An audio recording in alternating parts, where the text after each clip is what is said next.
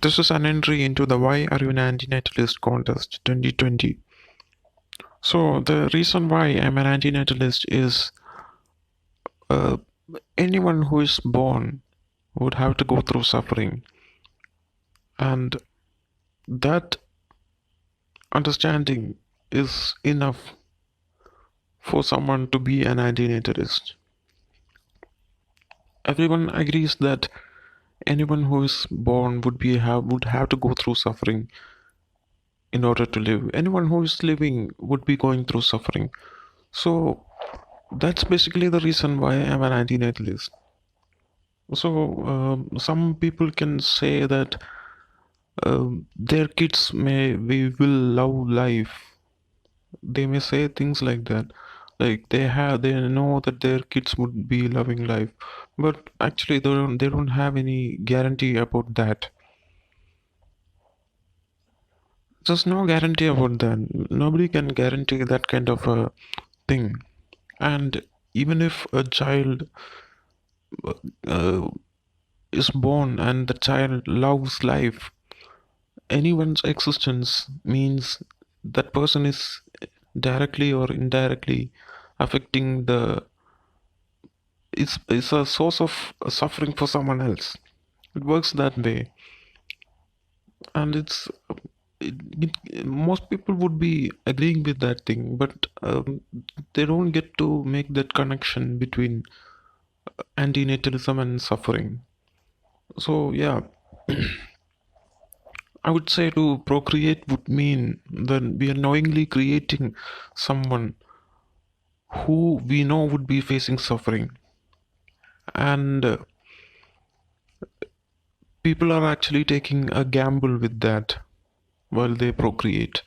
So I think this is the reason why I'm an antinatalist. And I became an antinatalist like 1 year before, when I was working in a company. And I'm from India and I'm 22 years old. So when I was working, my job was kind of making me feel sad. It was kind of a miserable job. Like, I was going to the job daily, coming back, sleeping. Next day morning, I'm going again, doing the job, coming back. So it was kind of making me sad, not sad, unhappy, and unsatisfied, or not quite fulfilled. So I was kind of having some existential thoughts about these things. Like, what's the meaning of the work I'm doing, or what's the meaning of this whole thing, whole existence? Why people are keeping on making babies, things like that.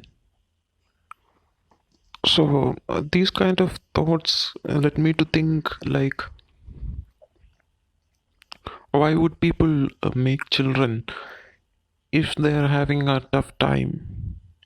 Why would they be so happy about making children? All kind of people who are poor, people who are not so poor, people who are rich, and people who are somewhat old, or people who are somewhat young, all of them were making babies. And this was kind of baffling to me, like, why would they be doing that? And somehow I stumbled upon antinatalism in the internet, and I was glad to have found that, because I saw that there's more to this feeling I had, or this thought I had, that making babies is not something right. And I looked up on the internet and I could find so many tons of information regarding how antinatalism is the right thing to do. And I was able to see that this philosophy is a very sound one, is a very stable one, and the arguments put forward is more or less irrefutable. It cannot be uh, it cannot be broken away. Like, it cannot be refuted in any way, I feel. I would be glad if someone challenges this thing and comes up with some solid arguments against antinatalism, because it's almost impossible to find that. And I'm actually glad that such a community is existing online, and I'm glad that I'm thankful to Amanda for having making this contest, because it builds the community in some way, and it's still in its infancy, I guess. And I think people can help make it into a movement, into a solid movement, I feel. Anyways, I think I had this thought about not making children right from my childhood, I guess.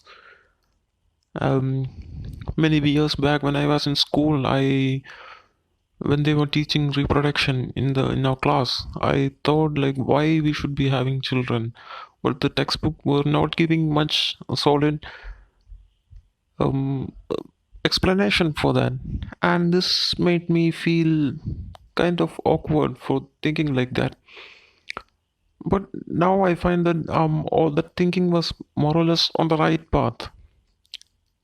Like there's no real reason for making a child. It's not for the child, it's always for someone else. And I feel I was into antinatalism, and then I got into aphilism, Gary Inmendam's videos. All these videos gave me so many insights into this philosophy. Gary Inmendam's videos, they're like thousands of hours of videos which give you tons of information in there. And this thing is not really making it into the mainstream narrative because I think it's uh, people don't want to feel bad, because this philosophy is a pessimistic one, and they don't want to feel bad about anything, so they're not really subscribing to this idea of an. And now this fuel philosophy has made me look at life in a different way. Like I don't really look at the old way of making a family of my own in a very good light. I look at it from a very different way. The it's not a very, I don't know, it's both the lifestyles seem difficult actually, or not so good. It's not like an philosophy or an lifestyle is very super productive or super easy or super happy or something like that. It's not, I guess. It's both the way. Even if you make a child and make a family of your own, it's going to be hard. Even if you don't do that, it's going to be hard. Like the game is rigged both ways, from every angle it's rigged. And now I'm starting to question many of the views of religion also.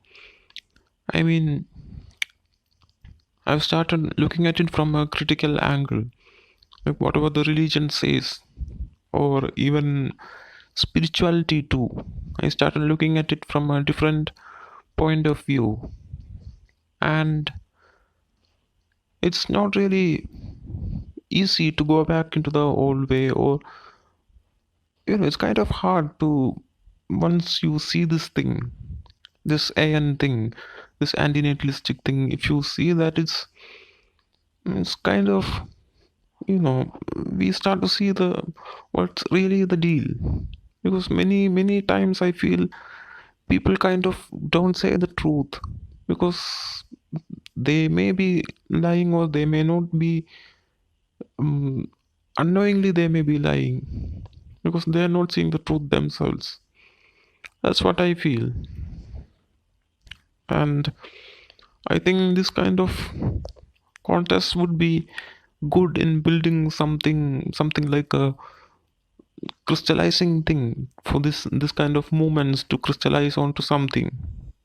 So yeah, I think that's it. Yeah, this is the reason why I'm an anti-natalist, and I think we need to come to a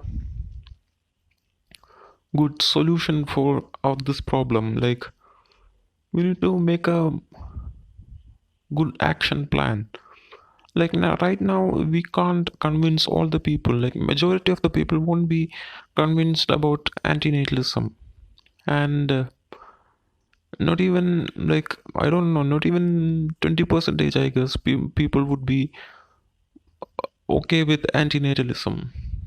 So I think we should come up with some ideas to um, bring together more than 50 percentage of the world population at least, to make a solid plan for this thing.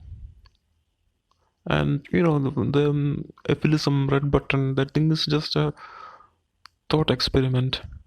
And if some country takes up antinatalism, and most of the people in that country take up antinatalism, that's kind of going to affect in a bad way to that country too.